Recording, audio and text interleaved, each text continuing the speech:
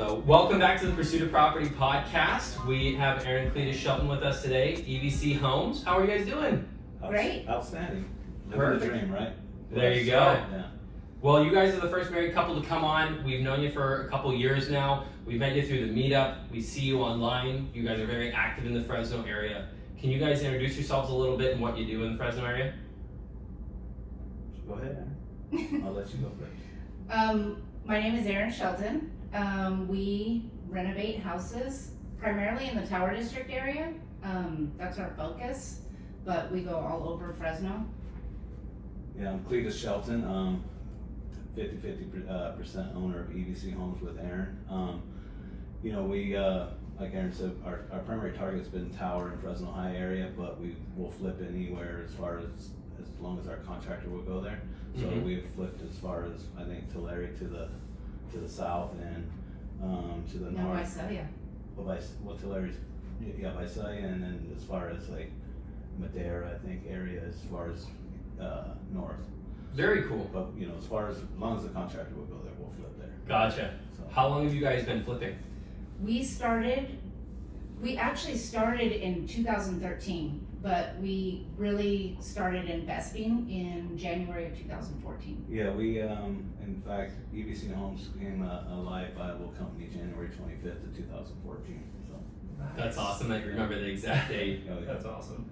So tell us a little bit about your guys' backstory, your story, and how you guys even got started into flipping homes. Because that's not something, one day just wake up and, I'm gonna go start flipping homes.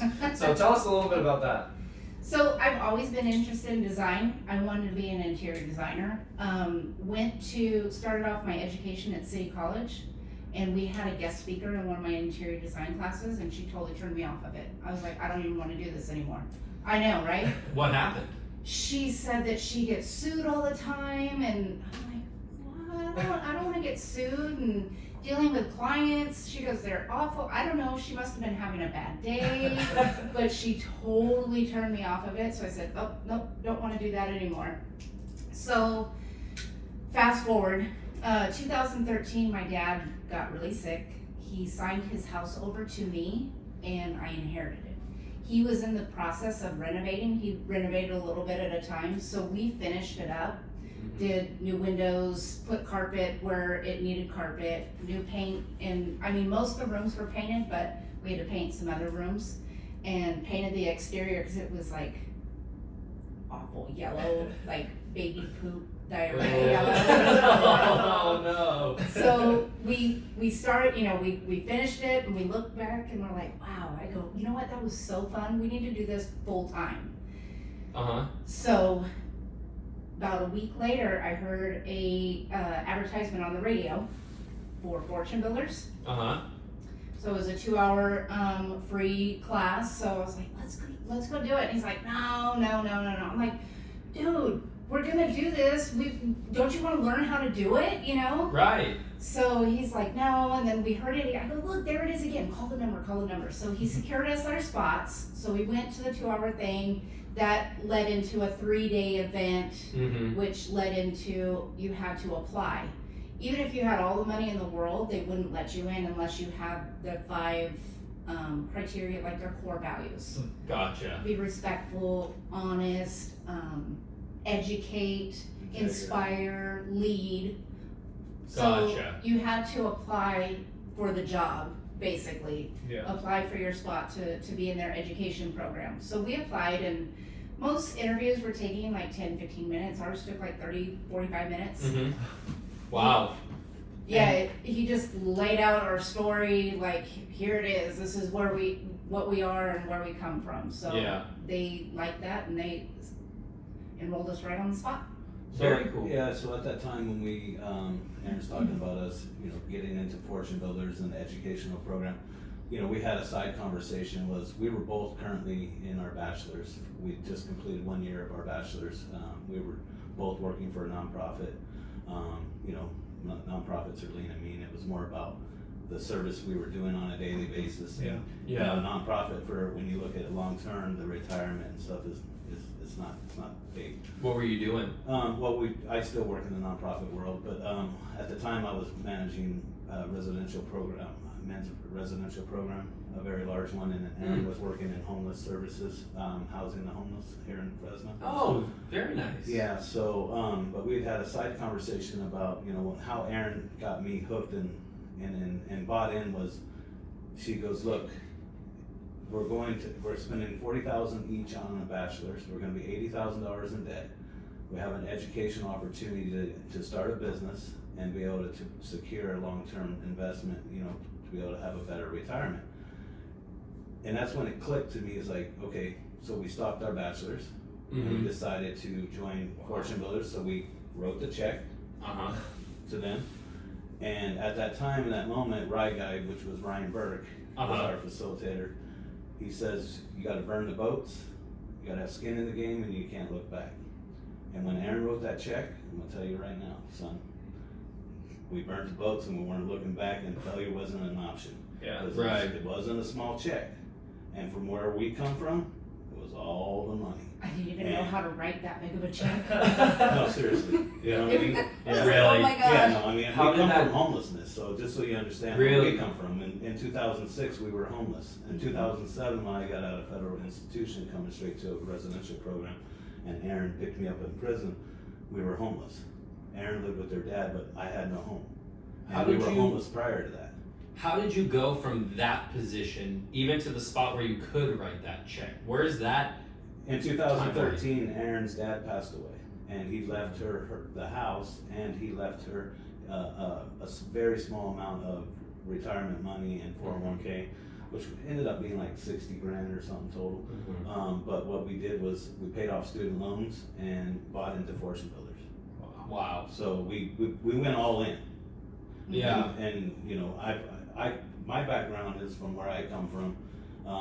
I've always been a hustler. I've always been a grinder, but I always hustle and grind to the wrong way. Really? You know, I caught a federal case behind my hustle, and you know, I did my time, and I got out, and you know, unfortunately, I was able to recover and you know, go down the right path, and then start applying that hustle and that grind to a legal, legit, Right. The right way. the right way, you know, and open the whole world for us to have a life that, you know, I never even imagined. You know, when you're homeless and you look at somebody owning a home, that's them other people. I don't even know who that is yet, because I've never experienced that in life. Right. You know, just having a place to lay my head was like Really. cool. You know what I mean? Yeah. So, you know, we lived 6 years in an apartment, you know, trying to rebuild our credit and stuff so we could buy our first home in 2013.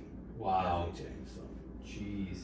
But anyways, I just wanted to give you that back piece to understand, you know, the bottom, and then when we wrote the check and we went all in, Yeah. and we were committed together, we both knew failure wasn't an option. And we were gonna do whatever it took to be successful, and no matter how long it took, we weren't gonna quit. Wow. Quitting is the key, right?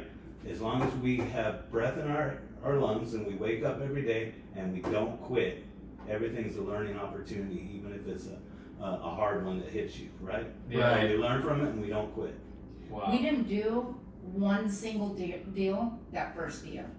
But what we did do is go to meetups, we went and networked, we met with, you know, hard money lenders, we met with agents, we did a lot of Everything footwork. they tell you to do, classic. Yeah. textbook. Yeah. Every weekend we were going and driving neighborhoods, driving for dollars, we were hanging up bandit signs, everything. Looking at 12, 13 properties in one Doing day. ghetto analyzers on them. Yeah, repair yeah. estimates, you know, Yeah. repair estimates. Burning through pencils. You know, and yeah. then just learning how to estimate repairs and how to, you know, we had an agent who was working with us time and submitting the offers and just working through the steps and the processes and just repeating it to where eventually we didn't need the repair estimator. You know, Yeah. we could look at it, you know, and know the size square footage, what it was Yeah. gonna be, and start Well, doing things different. once we got hooked into a contractor on our first couple deals, you know, we finally learned his numbers and we knew what the finishes were gonna be and everything. So, it was, you know, it's like, that book, we don't need that book. We're just gonna walk it and look Right. and kind of come up with an estimate in our head. Because as you guys know, you gotta be quick. You have to be very quick. Yeah. Especially today's You gotta make a Yeah. decision or a deal will be 2 gone minutes. in a couple minutes. Yeah. Yeah. You know, so you gotta, but you don't know that in the beginning, so you gotta Yeah. work yourself to get to know the neighborhoods, the zip codes, the comps, Absolutely. all that, so. And even the sub neighborhoods and, Yeah. Oh, and yeah. how this And even down to you a know, street in Fresno- Tower District, as you Fresno's know. a pocket city, so Yeah. it could be this part of the street is a good pocket and this part of the street is not a good pocket. Absolutely. So, you gotta get to know all those things. And just like, Michael Zuber preaches about getting to know your areas where you're gonna invest and become a master of those areas. 100%. So after a year of doing those things, how did it feel to get that first deal? We actually got a deal in that first year, but we didn't close it because it was a probate, and we locked it up for a certain price. He went to court because it was, you had to go to court, and the judge ruled that that price was too low. Are you able to pay 110? Because it was like 95. Are you able to pay 110? He goes, whoa, no, I'm not prepared. And they go, anybody else in the courtroom? Somebody And picks it somebody up. said, yep, I Somebody got a stood up. cashier's check right here. And being uneducated and the first time in that situation, I didn't have an opportunity because, I'm like, I don't know if I can go up 15 grand. What I didn't understand is I had it under contract. How's this judge gonna change that contract just by him Right. having a conversation? Yeah. But, I walked out of there humbled. and Yeah. I learned. Yeah. But Just we- like you said, it was a hard to swallow learning lesson, but Yeah, a learning you know, lesson nonetheless. We learned, and if ever in that situation again, the And- results are gonna be different, correct? Most Yeah, importantly, absolutely. we didn't give up. We kept Right. on going. So it seems like that's a mindset for you guys. I mean, that's part of why I wanted you in today is because you guys have exhibited that mindset flawlessly and consistently over the years that I've known you. When you first jumped in, were you both 100% in? I mean, there was not one person pulling the other or something like that? No, I Erin pulled him in. pulled me. Like I said, Well, I it was sounds on- like you bit when you wrote that check. when she wrote the check, that's when I was all in. But I was very reserved. But then when she put it into the educational piece, and we were going to be 80 grand in debt, and we got an opportunity to do something, Uh-huh. and I seen how much this meant to her. Yeah. Uh-huh. But I also knew how hard her father worked all of his life for 42 years for me and Ed's to give a little bit of money he gave her, and we weren't going to lose it, Yeah. no matter what. 'Cause, Yeah. he was the most selfless man to be able to give. He would not spend a penny on himself or do anything Mhm. elaborate because he wanted to give, and not Wow. even be here to see her flourish from it. So, Yeah. that's that. When people talk about their why, her father is our why for both of us. Really. Oh yeah, period. Bottom line. And failure wasn't an option, for us. No matter how long or whatever it took, we wouldn't quit and we would keep going. Bottom line, right? That's Yes. awesome. So what were your guys's, missing out on that first probate deal within the first year, but then getting your first one after about a year or so? What were your guys's goals after completing that first flip? To get 10 more. 10 more. After you go through, Yeah. you go through. I think the first year we wanted, or the first active year that, we were flipping, I think our goal was 5. That was a huge goal. Yeah, Yeah. huge goal. But I was joking about 10. But everybody that gets into this business, and I want to everybody that's out there that is thinking about or is going to, get into this business. Uh-huh. They think that if they ain't doing a deal, they're not in business, and that's not the right mindset. Because if I was to have that mindset throughout that first year, we would never be sitting here today after Yeah. doing 45, 46 flips in the last 6 years. We would have never made it. Right. So understanding as long as you're getting up every day and you're putting in the work that needs to take another step forward in your business, and never quitting, you are in business. And Yeah. business starts with the mindset. Because I've Absolutely. seen too many people buy in and think it's going to be a quick come up scheme and not want to put in the work, but they're willing to drop the money, and then 6 months later, because of the mindset and where they're at, Mm-hmm. they vanish off the face of the earth.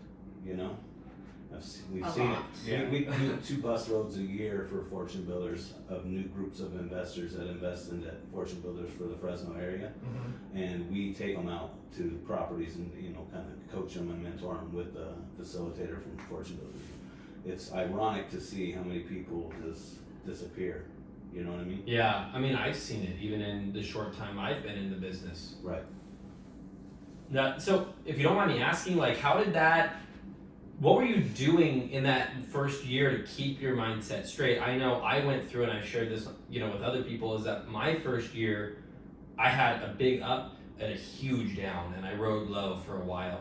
And to me, what ended up getting me through it was both support from my team, support from a lot of the people around me, and then I made other steps outside of my business to make it happen. What did you guys do? Well, go ahead. We just educated, watched a lot of webinars, videos, read, ran properties, went out and networked, going to meetups, just, you get energized when you get in a room full of people with the same mindset and the same goal. It helps keep you motivated and going. And we also went and looked at other people's flips. We'd go to open houses, introduce ourselves to agents that were doing open houses and showings, give our business card, told them who we are, new investors. If you get any pocket deals, all that good stuff. But all over town, we would just drive and whatever. If someone says there was a meetup, we were there. We were probably the first ones there and the last ones to leave. If someone says they were having, going to go do this, and it had real estate involved, we were there. 7 days a week. And, Wow. We're still that way. Period. And you were full-time still working with the nonprofit as well, right? So it was on top of the Yeah, time as you soon as we already get had. off work, we'd be Wow. straight to meetups, whatever it is, and then our weekends were fully dedicated to the business. We flunked recess. Let's just put it that way. No, we hustle and grind 24/7. Yeah. If we get a text at 9 o'clock at night and we Yeah. go run a comp or go look at a house, We're we're going. gone. We'll be over there with our Really? Oh, yeah. We've actually done that too, and oh my gosh, there were some Squatters. squatters in there, Oh and I man. said there's somebody in this house, and he's like, no, like there's somebody in the house, and they were hiding in a closet that was getting ready to open. I was like, oh my gosh, Oh my gosh. Yeah. So what happened? I said, get the hell out of here.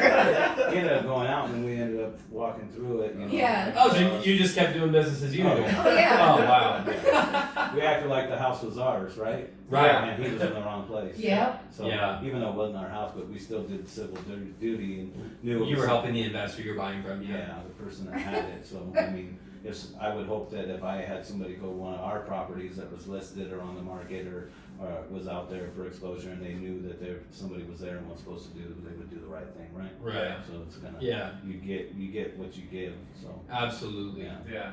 So in your guys' business, you guys are obviously a team. What are each of your responsibilities, or what do each of you like to do in order to support your guys' business? Well, just so you understand something, our roles have changed numerous times over the course of our span of 6.5, almost 7 years in business, Mhm. depending on situations.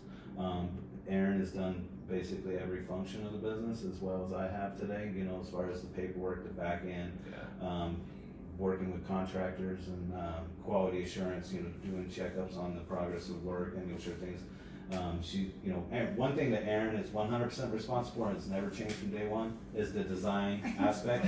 So anything from the layout to the tile, the paint, the house colors, all that stuff, that's her role. That's not mine. Yeah. He's getting good at it too. Pretty soon I could retire and he can do it, because he does some pretty good input, every once in a while. He's a design assistant. He does a good job. I'm like, that's Joanna and this is Chip, and Chip is a design assistant, and every once in a while he comes up with a bright idea.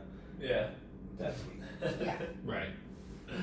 Well, awesome. Well, kind of building off of that too, how is it working with your spouse? Because I know we've had people reach out to us and say, hey, I want to get into this business. I want to get my significant other on board. We haven't seen you guys have a couple on the podcast yet. So I know a lot of people are really interested to hear how you guys kind of function and any challenges you guys face, and how you guys may be even stronger together too. Well, first of all, you have to like the other person.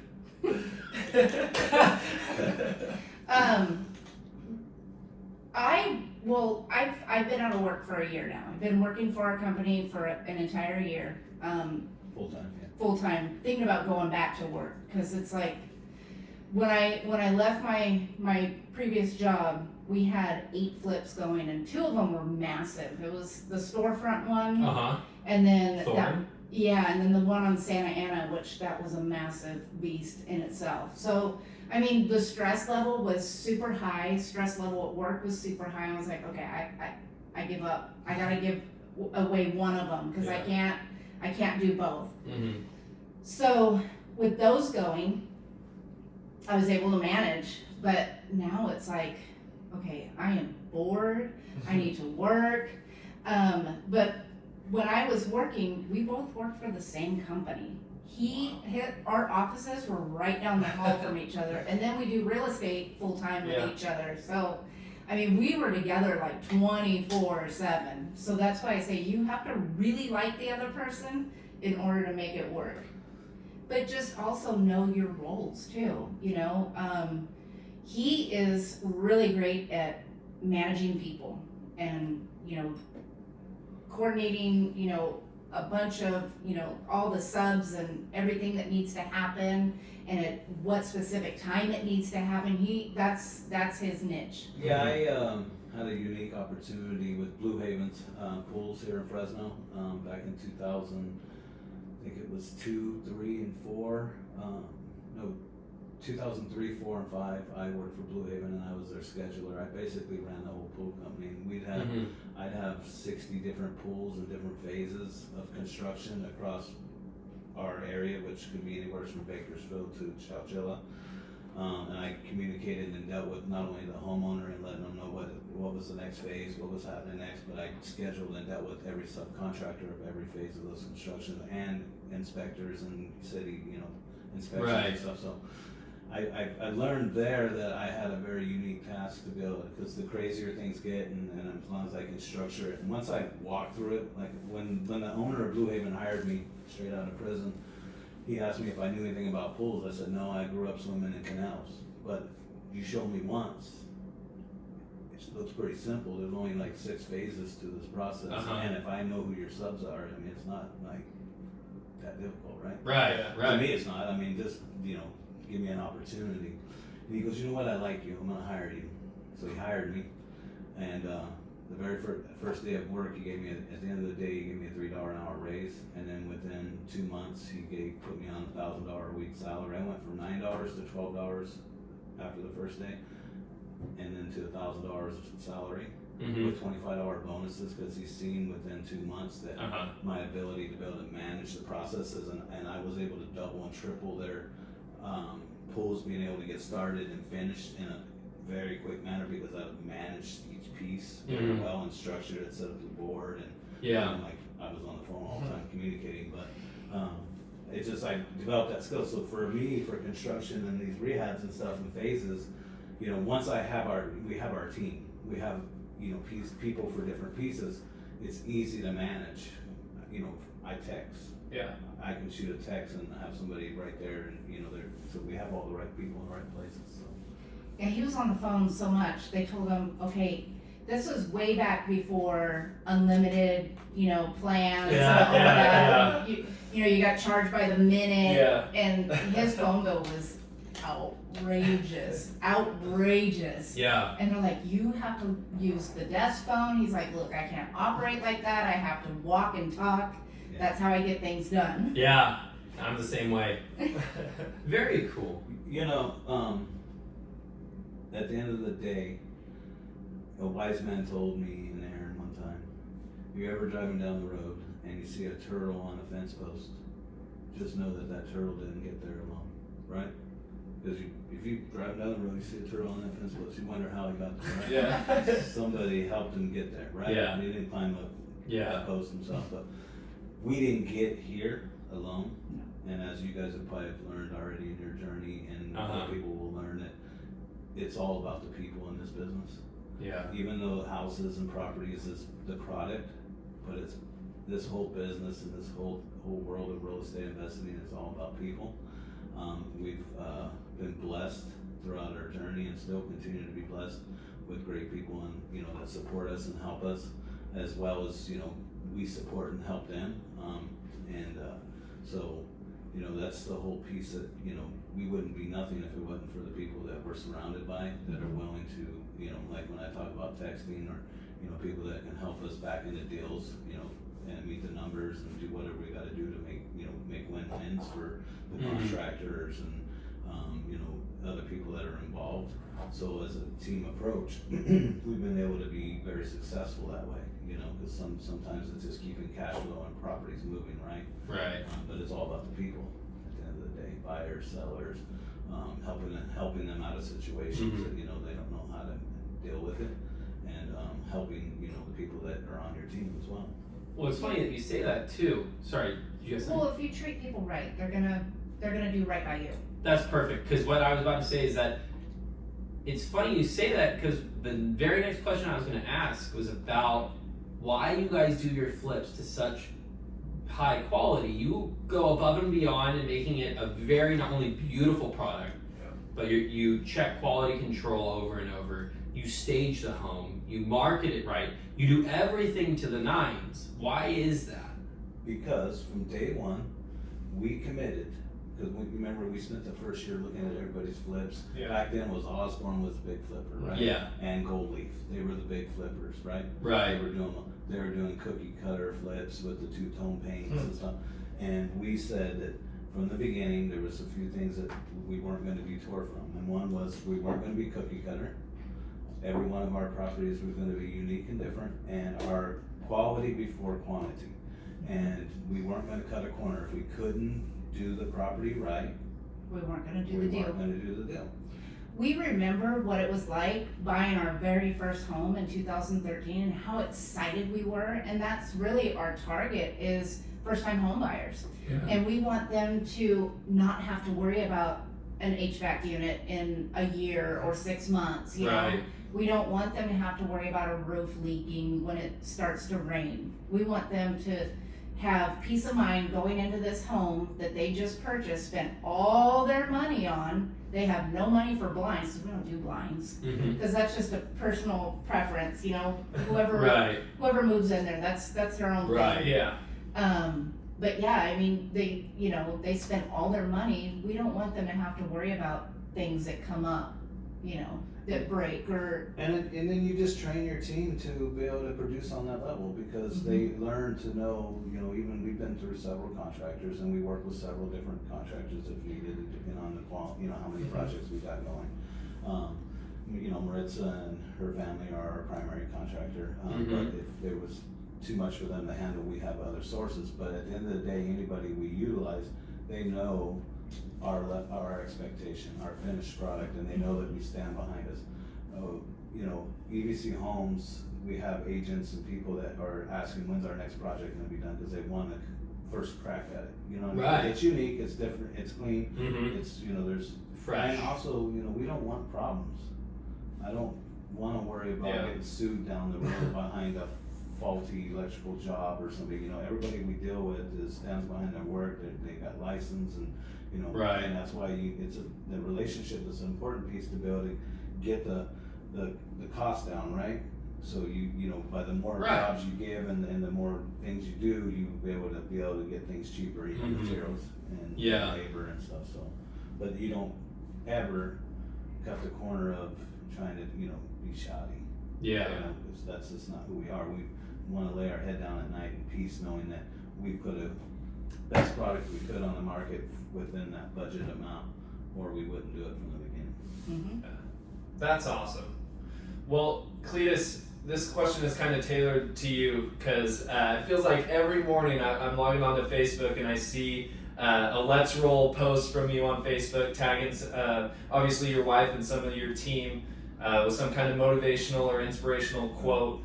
Can you elaborate a little bit on that, like why that's important to you and why you're pushing that out there for everybody? Yeah, it's important to me because it helps me motivate and drive me, you know, by pushing out positive messages.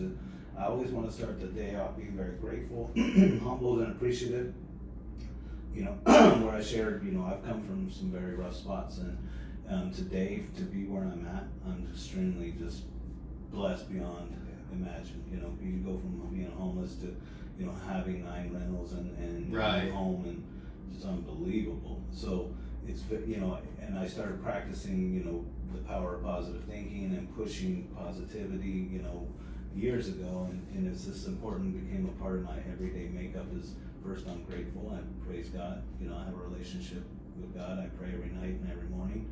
I don't have to be at church to do that, but that's my relationship, and I'm very religious about it. And then I'm also very religious about, you know, I text Erin every morning after I leave the house, before I get to work, positive, let's roll, rise and shine.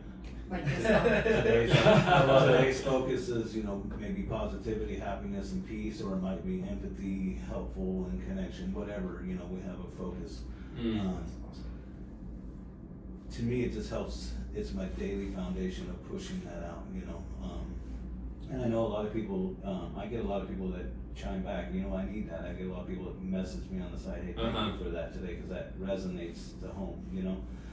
And the messages that I usually send out usually pertain to, you know, where I know somebody's at or something, and I just know it's a good time because what's going on in the world or what's happening, you know.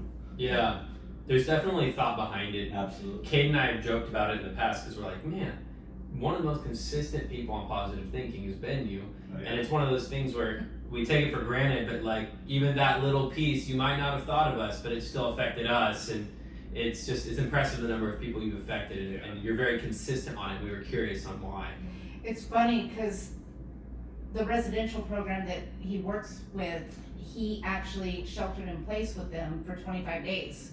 Wow. And working like 16, 18 hours, you know, Yeah. getting woken up in the middle of the night because a problem comes, you know, arises. And my mom actually, she called me and she said, is Cleadus okay? And I said, yeah, why? She goes, well, because he hasn't posted anything positive, but I just want to know, is he okay? And I was like, well, you better start posting it. People are noticing. People will start relying on it. Yeah. From July to August for 25 days, I sheltered in place at one of our very large residential programs here in Fresno due to COVID, to be able to help get control of the situation. You know, it was very humbling.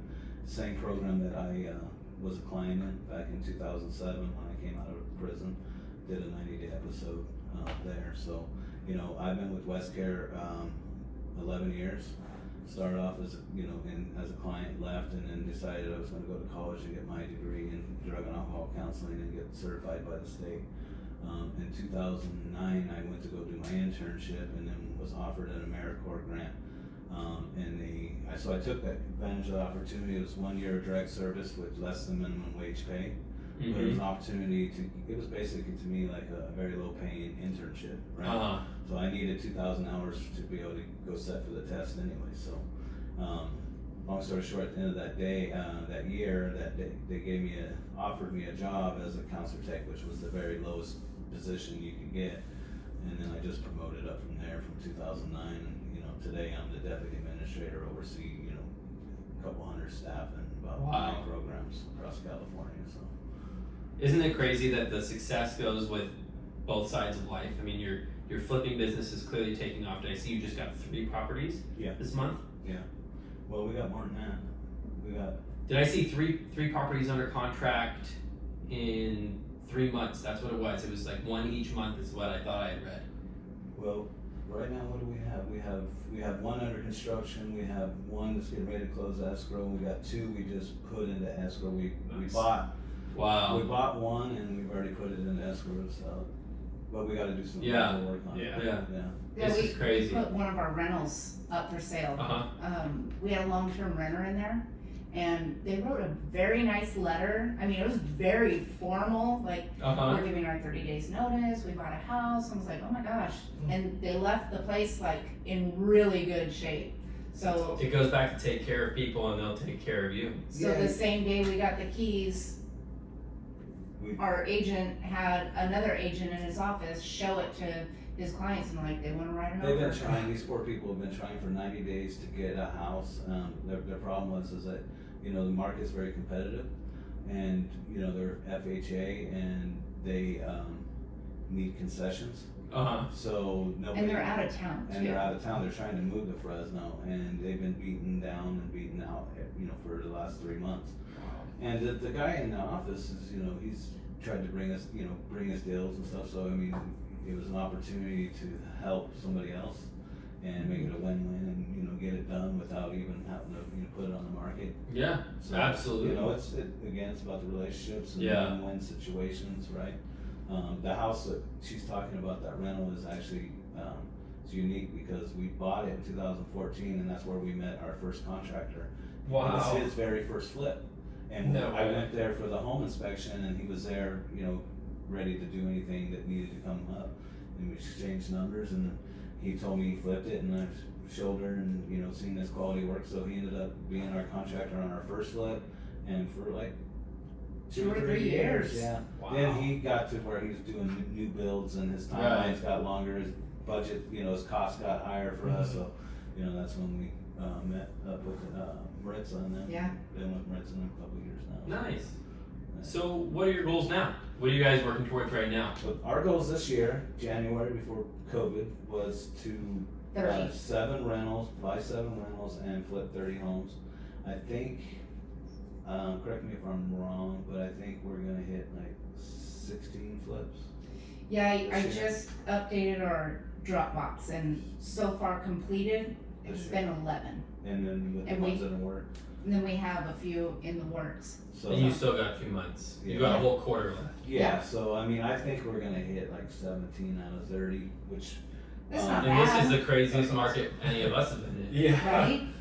yeah, we've not everything's been perfect. We've we took a hard hit, and I'm not gonna share what properties, but we took a couple of hits just a few months ago due to COVID and stuff. But Mm-hmm. on the backside of that, and all the other areas, we've catapulted with coming up, because it seemed like from March, April, May, and June, the market was, everybody was scared. Yeah. Absolutely. Everybody was like holding. Yeah. And then July, August, it just boom, everybody's Took like off. over Yep. this, we're buying, and the market's on fire, right? Yep. So we took some hits in those 4 months, off the 2 deals, which is okay. We Like I learn, said, we learned. grow. It hurt. Yep. It's not pretty and it's ugly, but and it was our first real hits. Mhm. But what do? You get Here you are. Exactly. Keep going, right? Yeah. You grind it, and there was some ARV issues. There was some over rehab numbers, and then with COVID, and it just compounded. Yeah. And it was but we survived it, and we're coming out the other side, and we learned, and we've already done 4 more since then, and There you go. so yeah, so it's Yeah. it's just a learning experience, but you could get hurt. Yeah. Mm-hmm. Well, do you guys have any last minute advice or thoughts that you guys would like to share about anything, about your journey, your story, anything you guys would like to mention? No, I think that we live from the mentality of you can't keep it unless you give it away. So we're very willing to help anybody, anytime, at no cost. Like I reminded you guys, me and Erin didn't get here alone, and Mhm. we're not going to get where we want to be in life alone. Yeah. It's people lending us opportunities for support, or whatever it is, but people have helped us get here, and every day, it doesn't matter. Someone called us at 9 o'clock at night and they needed something, we would drop whatever we're doing and go do it. A lot of times we spend weekends taking people, new people around and showing them, teaching them. Behind the scenes, we do a lot of, service to Absolutely. people, and that's truly at the end of the day a big blessing to us, because it was other people that did that for us too. Like I said, in that first year, we used to go to people's flips, and they took the time to show us what they were doing and why they did it, and it brought some realization to it. But we also learned what they were doing is what we didn't want to do. So we were like shaping our mindset, and when we get that first flip, we're gonna do this and this, and then and after that first flip, and then we're doing this and this. It's like, but that I think that. You can't keep it unless you give it away, is our foundation of, Yeah. of our mindset of Yeah. how we practice daily.